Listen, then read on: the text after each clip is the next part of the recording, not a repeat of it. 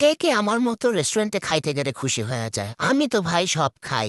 মানে কি বলবো, এই যে দেখেন, নুডলস, চাউমিন, সুশি, আজকে এসেছি জাপানিজ, ইটালিয়ান সব খাইতে। এমন কোনো কিছু নাই আমি না খাবো আজকে। আর আপনারা নজর দিয়েন বেশি করে, যাতে আমি বেশি করে শুকিয়ে যেতে পারি। খাওয়া হচ্ছে একটা প্যাশন, যেটা আপনারা বুঝবেন না, বুঝতে পেরেছেন? এই খাবার সবাই খেতে পারে না। আমি এখন খাচ্ছি, পরবর্তীতে আপনাদের নজরে আর খেতে পারবো না। বাট এখন তো খেতে পারছি, তাই না? বুড়াকালে তো এমনিও দাঁত থাকবে না, খেতে পারবো না, দেখা গেছে ডায়াবেটিস হয়ে যাবে, বিভিন্ন নানা রোগ হয়ে যাবে। তাই রোগগুলো হওয়ার আগেই আমি খেয়ে নিচ্ছি।